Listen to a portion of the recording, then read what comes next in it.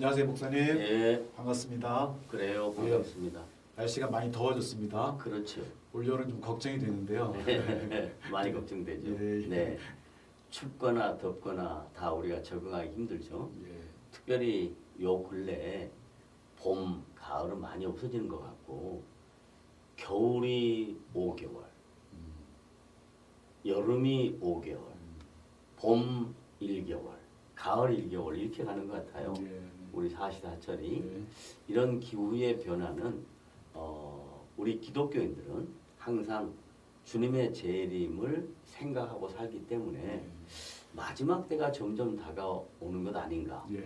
기후 자연 환경에서 그렇게 느끼고 있습니다. 예. 예. 자, 오늘 두 번째 시간으로 이제 음. 중세 암흑 시대, 예. 참 무거운 주제이긴 한데 예. 중세 암흑 시대 우리가 좀 놓치거나 또 다시 한번 짚어봐야 할 부분이 있다면 예. 말씀 부탁드릴게요. 그러시죠. 중세 암흑 시대라고 하는 것은 교회 2000년 역사에 참 아픔입니다. 예. 그리고 중세 암흑 시대를 약 1000년 혹은 1200년 정도로 종교 개혁자들이 그리고 교회 역사학자들이 얘기를 하거든요. 그렇다면 이 1000년 동안 혹은 1200년 동안 중세에는 도대체 무슨 일이 일어났을까 하는 겁니다. 예.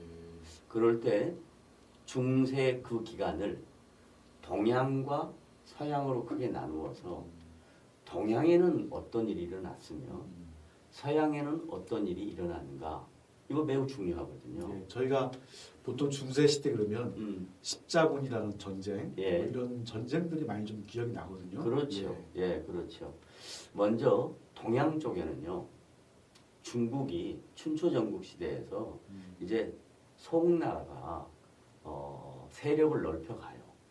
그래서 약 1000년경에 송나라가 거란을 침입하려고 합니다. 거란은 몽고족을 무너뜨리고 이쪽 중국 동북지대에 매우 큰 힘을 가진 그런 민족으로 우리 고려를 쳐들어오죠. 그래서 얼마 전에 고려 거란 전쟁이라는 32부작 역사적 드라마가 있었어요. 굉장히 의미 있게 재미있게 봤는데 서희 장군과 강감찬 장군에 대한 내용들도 많이 들어가 있고, 그리고 우리가 잘 알지 못했던 한국사에 대하여 좀 이해가 컸죠. 그 다음에 저쪽 서양에서는 동일한 전쟁이 있었는데 그 동일한 전쟁을 기독교적 관점에서 크게 두 가지로 나눠 보려고 합니다. 첫째는 영적 전쟁에 대하여 함께 생각해 볼 거고요. 둘째는 육체적 전쟁, 소위 우리가 말하는 이 세상 역사의 전쟁에 대해서 생각해 볼 거예요. 왜 그렇게 나누냐면 서양은 이미 그때 기독교가 여러 유럽 지역으로 또 소아시아 지역으로 퍼져나가서 복음이 매우 역동적인 시간을 갖고 있었어요. 그런데 복음은 역동적으로 여러 지역으로 흩어졌지만 교회는 교회로서 역할을 제대로 감당하지 못한 겁니다. 교회가 뭐냐면요, 교회는 세상과 구별된 영적 기관입니다. 다른 말로 표현하면 하나님의 통치하심이 예수 그리스도를 믿는 성도들의 모임 단체인 교회 구성원들 안에 하나님의 다스리심이 나타나는 거예요. 하나님의 통치가 나타나는 거예요. 그런데 이 하나님의 통치가 뭘로 나타나냐면 자신의 말씀으로 나타나요. 자신의 말씀으로 나타나는데 하나님의 말씀을 정경화는 됐지만 정경화된 말씀을 종교 지도자들이 성도들에게 제대로 가르치지 않고, 또 성도들은 하나님의 계시의 말씀을 직접 볼 수도 없었고, 인쇄술이 발달하지 않았으니까 소수의 영적 지도자들만 하나님의 말씀을 볼 수가 있었거든요. 그러니까 말씀이 없으니까 교회가 교회로서의 생명을 잃게 되는 겁니다. 아, 외적인 팽창력은 엄청나게 컸는데 컸는데 내적인 교회 본래적인 기능은 약하다. 그렇죠. 그렇죠. 교회의 본래적 기능인 말씀 양육과 그 말씀을 통해서 성도들의 변화되어져 가는 그래서 세상에 선한 영향력을 끼쳐야 하는 책임감이 점점 약화되는 거예요.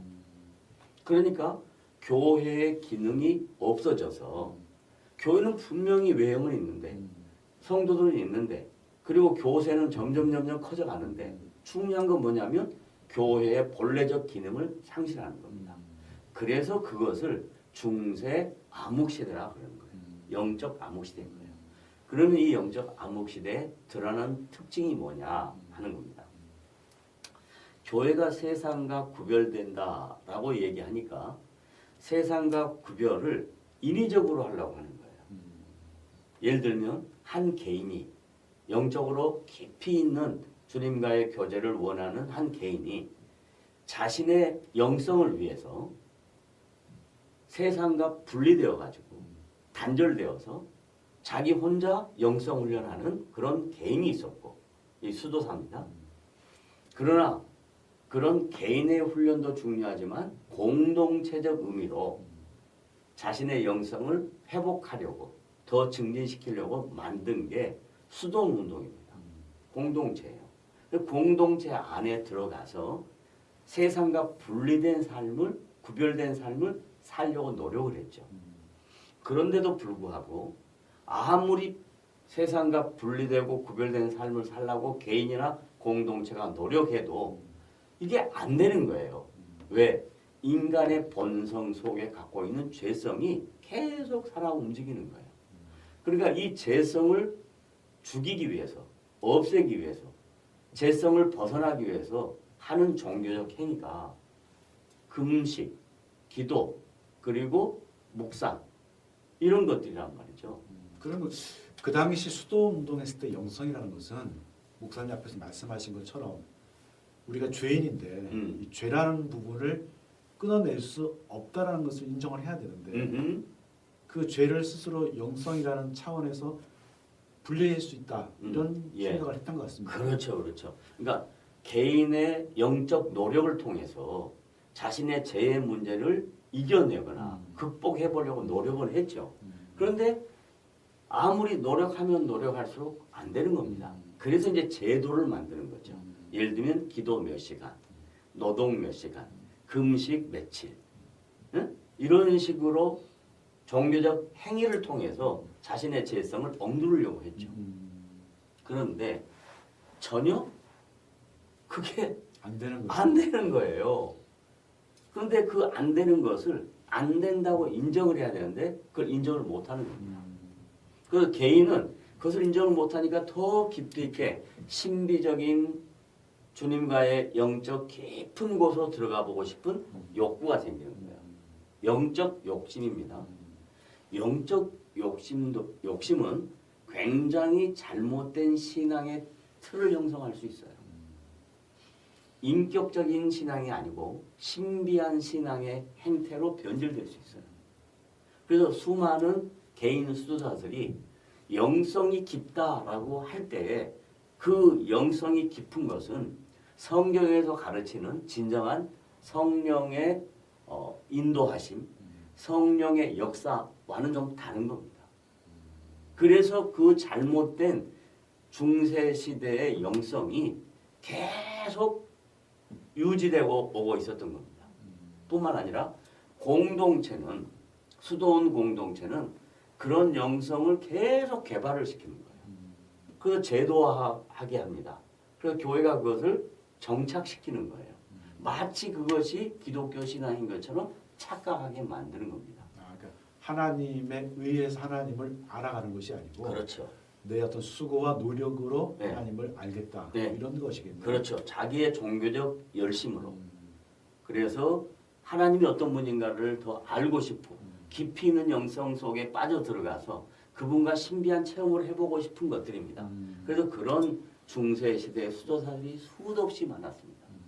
그러나 그것은 결국 어떤 문제를 야기시켰냐면 교회가 세상 속에서 교회로서의 존재의 모습, 영적 기관으로서의 모습을 다 잃어버린 거죠. 그래서 그것을 우리가 종교 학자들의 얘기 혹은 기독교 교회사들의 얘기에 중세시대를 영적 암흑기라고 그러는 겁니다. 그러니까 이 영적 암흑기에는 거의 하나님의 말씀이 우리 성도들의 신앙을 온전케 하고 그리고 그들이 말씀으로 변화되어서 세상 속에서 봉사하고 헌신하고 세상을 밝히 인도하는 선한 영향력을 못 끼치게 된 거죠. 저도 요즘에 그런 부분을 좀 고민을 많이 했습니다. 예. 이 기도 시간을 가지면 가질수록 목사님 말씀하신 것처럼 중세 시대의 수도사와 같이 어떤 깊은 영적인 세계, 예. 무엇을 듣고 보고 싶은 예. 그런 열망은 우리 가운데 늘 있는 것 같습니다. 예. 그러니까 인간의 욕심 안에 육적인 욕심도 있지만 영적인 욕심은 더 무서운 거예요. 영적인 욕심은 이 영적인 욕심이 잘못되면 성경의 틀 안에서 그 영성이 바르게 온전하게 사용된다면 그것만큼 귀한 게 없죠. 그런데 성경의 기준에서 좀 벗어나서 개인적이고 주관적인 체험으로 신비한 어떤 현상으로 자꾸 깊이 있는 영성으로 들어가면 갈수록 심각한 문제가 발생이 됩니다. 그래서 우리가 기도와 말씀이 양축이 동일하게 가야 되는데 그렇죠. 말씀이 너무 약하니까 네. 기도 위주로 하다 보니 이것이 좀 잘못된 길로 갈 수 있군요. 예, 그래서 사도 바울이 이런 어떤 교회 사적으로 문제가 생길 수 있을 것 같아서 자기의 영적 아들과 같은 디모데에게 디모데전서 4장 5절에 하나님의 말씀과 기도로 경건하여 지니라 그래요. 그러니까 경건하다, 구별되다, 하나님이 기뻐하시는 성도로서의 삶을 이 땅에서 산다. 그럴 때는 가장 중요한 게 하나님의 말씀이에요. 그리고 말씀이 기본이 되고 근간이 돼서 기도가 있는 겁니다. 그런데 말씀이 빠지고 기도만 하게 되면 이방신을 섬기는 사람들 역시 기도 많이 합니다. 제일 많이 기도하는 사람은요. 아마 타종교를 거론해서 미안하지만 불자들과 또 묵주로 하는 분들 따라가기 힘들죠. 따라가기 힘듭니다. 예. 그걸 교회가 자꾸 받아들여서 뭐 여러 가지 기도를 만들어내는데 그것은 성도들을 바르게 양육하는 중요한 영적 도구이기보다는 잘못된 길로 인도할 수 있어요. 왜 그러냐? 한국 교회나 또 나타나는 현상이지만 이렇게 깊이 있는 신비한 체험을 하게 된 성도들이 대부분 뭐라고 얘기하냐? 영음에 대한 이야기를 합니다. 영음. 영적인 음성을 듣는다. 혹은 영서. 내가 영적인 글을 쓴다. 이런 말들이 한국교회만 있었던 게 아니고요. 전 세계 교회 다 있습니다. 한때 한국교회 관상기도가 문제가 많이 됐었죠. 네.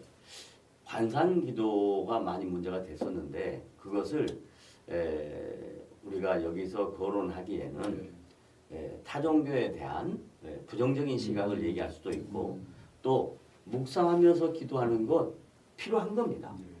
일방적으로 내뱉는 기도만이 아니라 하나님의 음성을 듣는 그래서 묵상하면서 기도하는 거 필요한 거예요.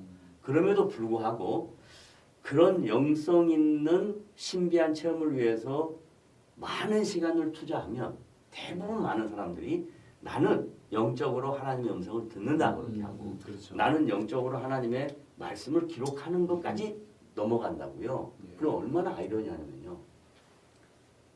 영서라고 하는 이 단어는 매우 위험한 단어입니다. 이미 하나님의 계시는 요한계시록에 다 끝났어요. 22장에. 그렇죠. 하나님 자신의 의도와 목적과 계획, 뜻, 의지는 그 66권 말씀 안에 다 말씀하셨어요. 더 이상의 영성은 없습니다. 영음, 하나님의 음성을 듣는다 그러는데 하나님의 음성을 듣는 건 개인적인 거예요. 자기의 주관적인 겁니다. 내가 들을 수는 있어요. 그러나 이것이 객관적으로 상대방들에게도 동의를 구하거나 상대방들도 똑같이 그것이 실용된다는 것은 아니에요. 그런데 많은 사람들이 그런 부분에 착각을 한단 말이죠.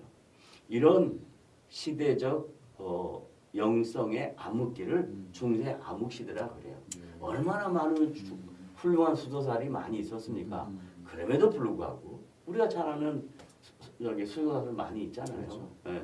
뭐 세인트 누구 세인트 누구 프란시스 그럼요. 기한 분들이죠. 그러나 그것이 진정한 기독교를 바르게 아는데 도움이 되지 않습니다. 예, 그렇고요. 네.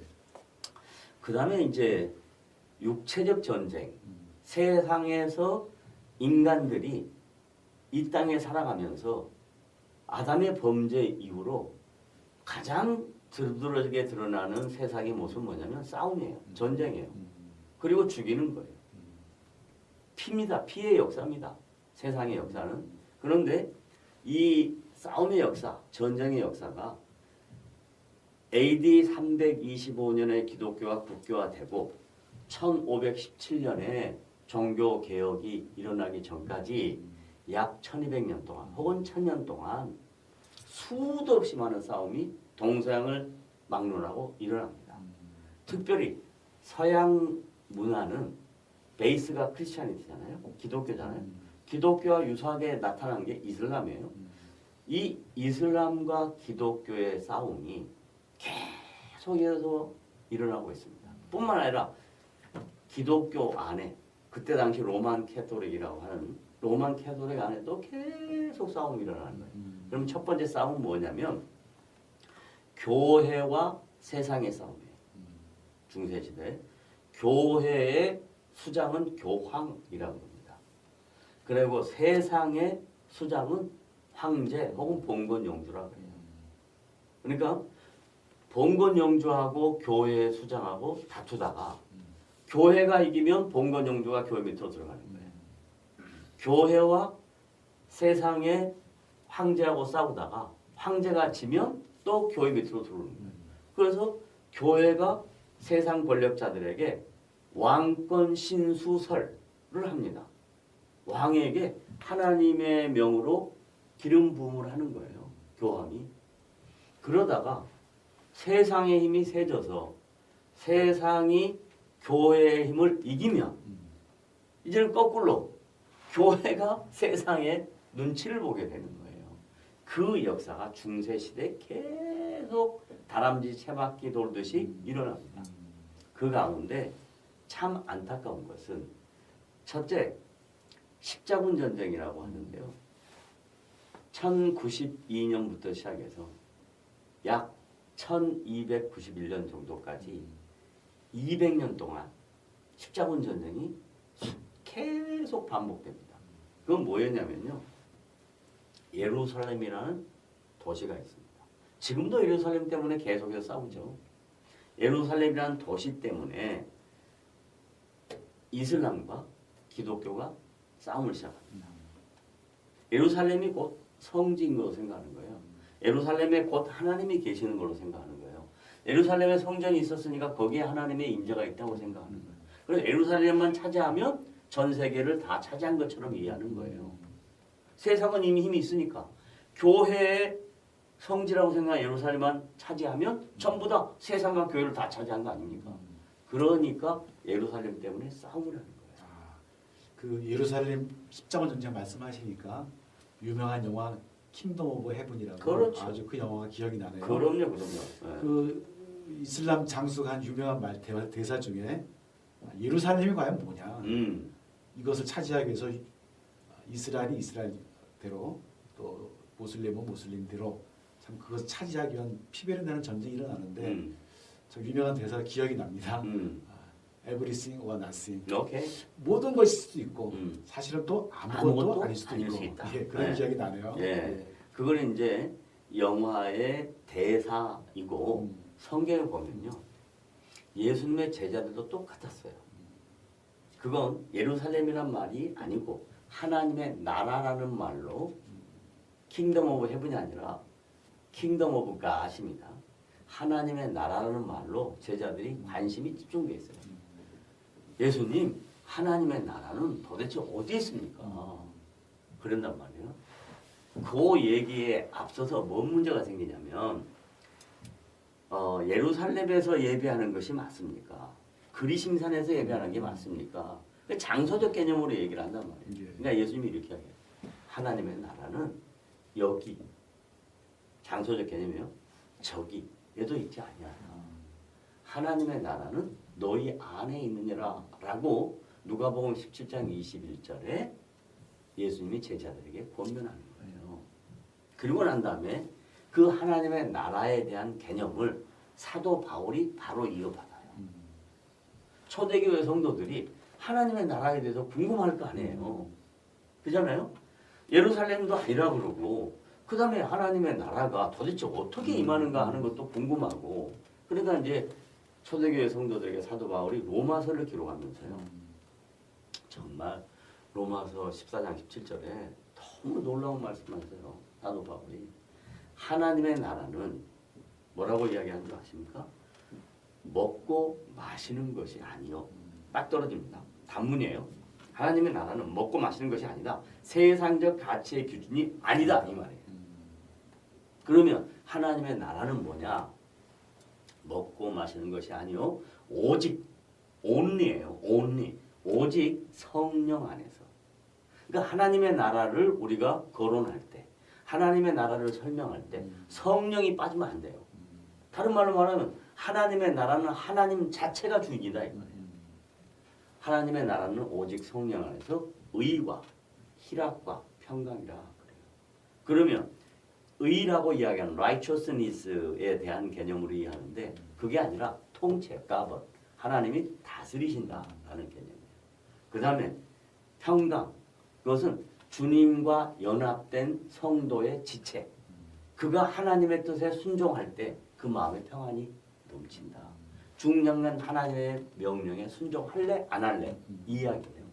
그 다음에 희락은 뭐냐면 예수를 믿는다는 것은 어떤 어려운 환경이고 어떤 상황에서도 주님 때문에 기쁨이 있다라는 겁니다. 로마서 5장이에요. 예수를 믿으면 우리가 예수 믿는 사람의 특징이 뭐냐면 그 안에 내재된 즐거움이 있다는 거예요. 세상으로 인해서 즐거워하는 것이 아니라 하나님의 통치와 주님이 내 안에 거하신다는 그 믿음으로 어떤 상황에서도 좌절하거나 어떤 상황에서 낙심하지 아니하고 기쁨을 누릴 수 있는 것이 진정한 하나님의 나라다. 그러는 거예요. 그래서 이 세상 나라가 계속해서 싸움을 하는데 십자군 전쟁에서 이제 나중에 어디까지 가냐면요. 목에다 십자가만 걸고 가면 총알이 피해가고 칼이 피해가고 화살이 피해간다 이런 말도 안 되는 얘기까지 가는 거예요. 그러니까 200년 동안 유럽은 계속해서 그 전쟁을 했던 거예요. 얼마나 많은 사람이 죽습니까? 그 다음에 100년 전쟁 혹은 장미 전쟁이라고 합니다.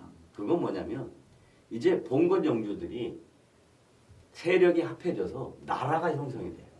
그래서 영국이 형성이 되고 프랑스가 형성이 돼요. 이 두 나라가 힘겨루기를 합니다. 그래서 영국과 프랑스의 오래된 전쟁이 장미 전쟁이에요. 100년 전쟁이고 전쟁에 이기면 장미꽃을 주는 거니까 그런 걸로 전쟁이 시작되는 겁니다. 거기에 대한 뭐 역사적인 배경이나 사람 이름이나 이런 것들은 우리가 무슨 역사 강의할 시간도 아니고 이런 일이 있었다라는 것을 얘기하는 것뿐이에요. 그리고 이제 그 중세 시대의 전쟁과 함께 참 잊을 수 없는 또 세계 역사 속에 꼭 거론되는 현상이 뭐냐면 유럽 인구의 3분의 1이 죽는 겁니다. 흑사병이에요. 원인을 규명할 수 없는 그런 흑사병이 있었던 거예요. 그러면 역사란 과거를 통해서 현재를 보고 현재를 통해서 미래를 예측하는 거예요. 이게 역사예요. 그러면 과거의 역사를 정확하게 알기 위해서는 사료가 중요한 겁니다. 팩트. 이랬을 것이다 하는 maybe는 없습니다. 이랬다 하는 팩트가 중요해요. 그러면 흑사병이라는 이 사건은 유럽에 있었던 하나님의 징계 수단이었으니까 분명히 역사적 사실이에요. 3분의 1 인구가 죽었어요. 그러면 현재 우리는 그걸 보고 배워야 돼요. 뭘 배워야 되냐? 아하, 하나님의 징계가 이만큼 무서운 것이구나. 그리고 이 징계는 곧 다시 오실 주님의 재림에 대한 예견 그리고 준비하라고 우리에게 기회를 주고 계시는구나 하는 것을 알아야 됩니다. 그렇다면 말씀하신 중세 시대 그 나타나는 전쟁들 또는 흑사병 이런 현상들이 교회가 외적으로는 많이 팽창되고 확장되어 갔는데 교회로서 어떤 기능 이런 것들을 확 상실할 때. 상실하게 되니까 그 하나님의 심판적 의미로 목사님 보시는 겁니까? 하나님의 심판적 의미로 볼 수도 있다라는 얘기예요. 그걸 하나님의 심판이라고 생각하지 않고 그냥 우연의 일치라고 생각할 수도 있어요. 그러나 우리는 우연이라는 것을 인정하지 않습니다. 그렇죠. 우연을 인정하지 않습니다. 왜냐하면 무슨 일에든지 의미가 있습니다. 하나님이 전 세계 우주의 통치자시고 지배자시고 지금도 여전히 살아계셔서 다스리신 분이라는 것을 믿는다면 그런 사건을 막연한 우연의 하나의 사건이다 이렇게 얘기하기는 어렵죠. 그래서 이게 하나님의 징계다 이렇게 단정적으로 설명하기는 어려워요. 그럼에도 징계의 모습이 있다 이 이야기를 충분히 할 수 있는 겁니다. 네, 그래서 저는 중세 암흑 시대가 정말로 하나님이 원치 아니하는 방향으로 흘러갈 때 다시 되돌아가도록 기회를 주신 거라고 생각을 하고요.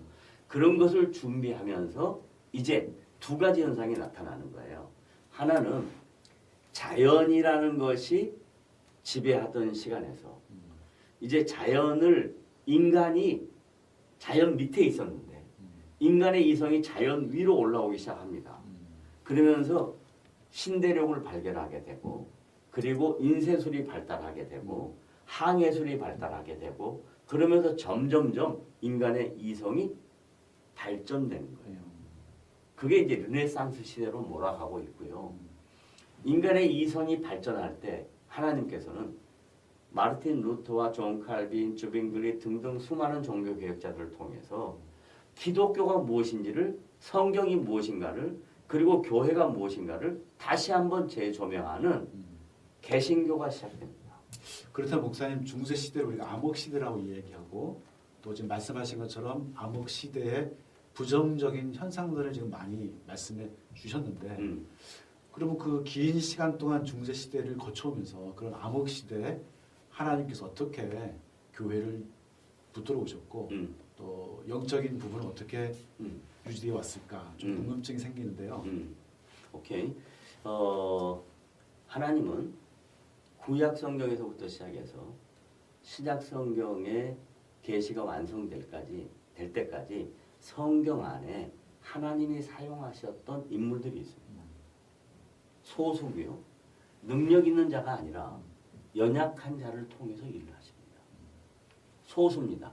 다수가 아니라 소수입니다. 이 말이 무슨 말이냐면 만약에 다수가 힘이 있는 사람이 힘이 있는 집단이 기독교를 이끌어 갔다면 기독교는 어떻게 되는 거냐면 힘이 있는 사람과 집단이 이끌어가는 종교라고 이야기할 수 있어요.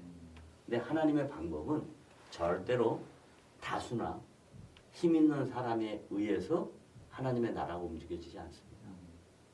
아주 미미한, 아주 부족한, 전혀 인간의 이성으로 이해가 되지 않는 방법으로 하나님이 일하셔요. 그게 구약의 모든 내용들이 다 그렇게 됐습니다. 예를 들면 우리가 믿음의 조상 아브라함이라고 이야기할 때 믿음의 조상이라는 말이 어떤 의미냐면 아브라함을 본받자 이게 조상이 아니에요. 그 사람이 모델이다. 우리의 마델, 따라가야 될 목표다. 이렇게 해서 아브라함을 성경에서 이야기하지 않아요. 그런데 많은 사람들이 아브라함의 신앙을 본받자 그래요. 아브라함의 신앙을 본받을 것도 있지만 본받지 말아야 될 것도 있어요. 맞죠.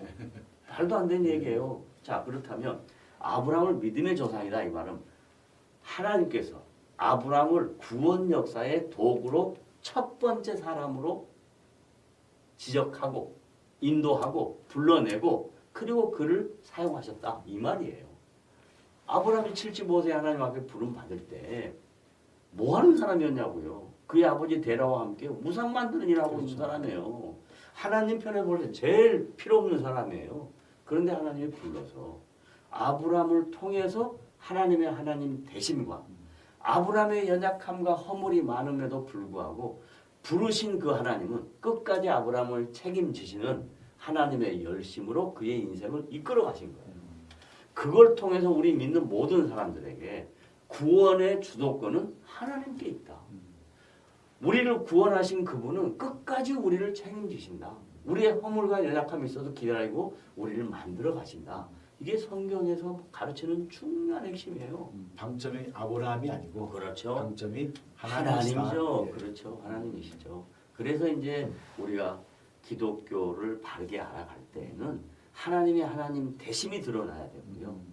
인간이 얼마나 허물 많은 연약한 존재인가를 알아야 되고요. 그럼에도 불구하고 성령께서 우리를 위하여 친히 강구하시고 우리의 연약함을 도와주시고 성령이 우리와 함께 하시고 그래 우리를 부르는 그날까지 우리와 함께 하시겠다고 약속하신 겁니다. 그래서 이제 중세 시대를 암흑 시대를 정리하자면 그 긴 기간 동안 교회는 여러 가지 방법으로 팽창됐습니다. 그 팽창되는 과정 중에 교회가 물질이 교회를 이끌어갈 때 얼마나 교회가 잘못된 길로 가냐면 하나님의 구원 역사를 인간의 행위로 이야기하면서 얼마나 많은 헌금을 하느냐에 따라서 땡그랑 소리가 어떤 소리냐에 따라서 구원을 받는다 라는 얘기까지 하고요. 선행을 해야 구원을 받는다 그런 얘기까지 하는 겁니다. 성경과는 전혀 관계없는 얘기예요. 이런 것이 중세 교회를 암흑의 길로 집어넣게 된 겁니다. 그것은 욕심입니다. 인간의 욕심이에요. 인간이 갖고 있는 영적 욕심과 육체적 욕심이에요. 그것이 나타나는 것이 뭐였냐면 영적 욕심은 더 깊은 신비한 곳으로 가고 싶은 거고 육적 욕심은 땅 따먹기 해서 세상의 힘을 갖고 싶고 많은 것을 소유하고 싶은 인간의 질성이에요. 그럼에도 불구하고 음. 하나님은 소수 그들을 통해서 영적인 흐름을 이어가신다. 이겁니다. 그래서 마지막으로 정리하자면 사도 바울은요. 이런 인간의 본성을 직시하고 성령의 감동으로 이렇게 하기야. 로마서 6장 23절이죠.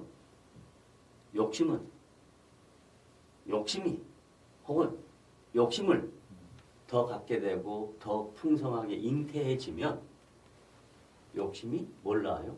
죄를 낳고 죄가 사망을 낳는다 그러잖아요. 사망이라는 것은 죽음이잖아요. 근데 이 죽음이 뭐 때문에 죽어지냐면 욕심 때문에 욕심 때문에 신비한 것까지만 영적으로 죽어가는 겁니다. 욕심 때문에 전쟁을 통해서 수도 없이 많은 사람이 죽어가는 겁니다. 야, 생가사의 주인은 나다.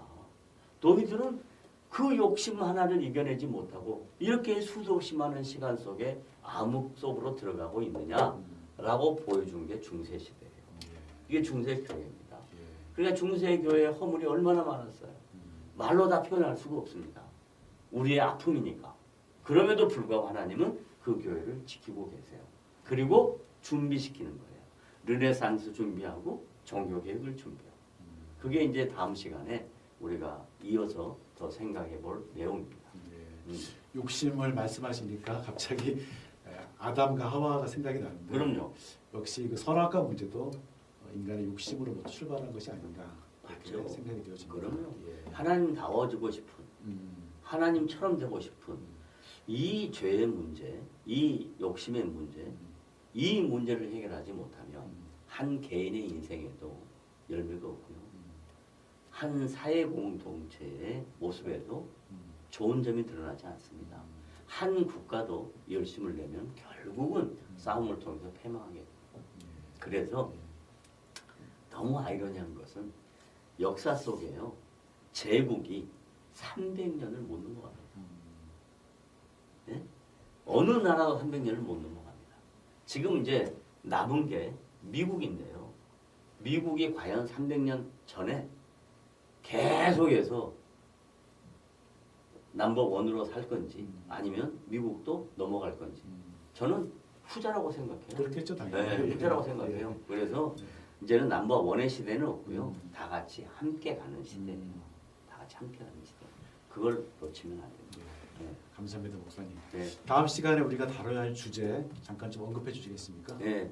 다음 시간에 다뤄야 될 주제는 인간의 이성이 매우 중요해요. 이성이라는 것은 바르게 판단하고 바르게 생각하고 바르게 결정할 수 있는 힘이에요.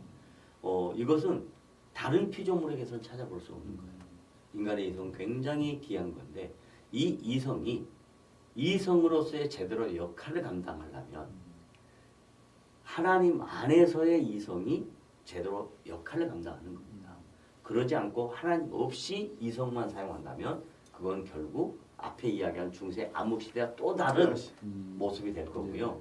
하나님 안에서 진정한 이성은 종교개혁을 통해서 바르게 내가 어떻게 살 것인가, 교회는 무엇인가, 세상과 교회는 어떤 관계를 가져야 되는가 하는 모든 신앙인의 기독교인의 가치가 드러나기 때문에 네, 르네상스 좀 점검할 거고요. 그 다음에 종교개혁에 좀 타치를 할 것 같습니다. 네. 목사님 말씀 감사합니다. 네. 다음 시간에 또 뵙겠습니다. 고맙습니다. 네, 감사합니다. 수고하셨습니다. 네.